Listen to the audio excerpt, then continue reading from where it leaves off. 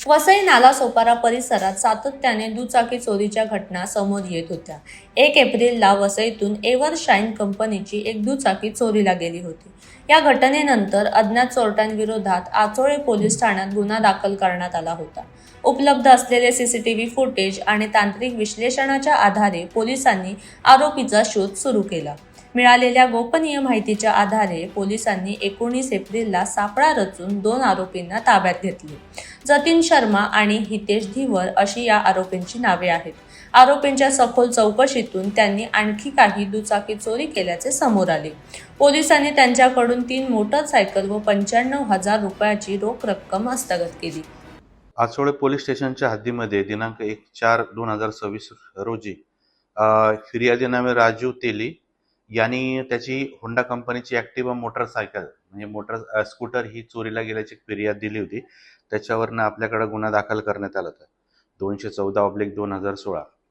तर याच्यामध्ये आपण सदरचा गुन्हा घडल्याने वरिष्ठांनी तात्काळ तो उघड करण्याच्या सूचना दिल्या। त्या उद्देशाने मग आम्ही आपले डिटेक्शन पथकातले कर्मचारी तसेच सर्व बीट अंमलदार यांना सूचना दिली होती। त्याच्यावरून तपास सुरू झाला होता। दिनांक 19/4/2026 रोजी गुन्हा प्रकटीकरण शाखेचे अधिकारी अंमलदार हे CCTVचा शोध घेत होते। CCTVवरनं शोध घेताना त्यांना मधुबन परिसरामध्ये दोघं संशयित इसम एका मोटरसायकलवरनं जाताना दिसले होते। त्याच्यावरनं त्यांना ताब्यात घेऊन त्यांची चौकशी केली असता त्यांनी त्यांचे नाव जतीन आनंद आणि हितेश धीवर असे सांगितले। तर त्यांची फुटेज वगैरे ते चेक केले असता त्यांच्यावरचा अधिक संशय बळावल्याने त्यांना इथं पोलीस स्टेशनला आणून आपण चौकशी केली असता त्यांनी 3 गुन्हे केल्याची कबुली दिली आहे।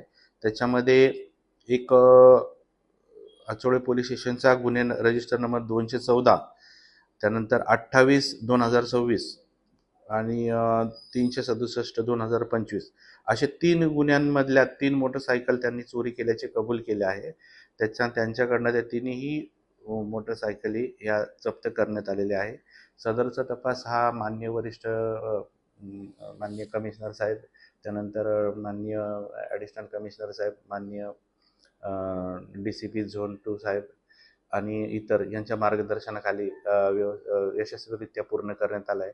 यात आम्ही स्वतः त्यानंतर डिटेक्शन पथकातील अधिकारी कर्मचारी यांनी योग्य तो असा तपास केलेला आहे आणि हे तिन्ही गुन्हे यशस्वीरित्या उघड केलेले आहेत। सर, हे दोन्ही जे सराईत चोर आहेत ते वयात कमी आहेत, यांची मोडस काय असायची, कशासाठी या गाड्या चोरी करायच्या? ते हद्दीमध्ये फिरायचे सगळीकडं आणि त्यांना एखादी गाडी दिसली का ते घेऊन जायचे तिथनं। ते लक्षात येत नव्हतं, परंतु कालांतराने CCTV फुटेज करताना काही चेहरे लक्षात आले होते। त्याच्यावरून आपण त्यांना ताब्यात घेतलेलं आहे आणि गुन्हे उघड केलेले आहेत।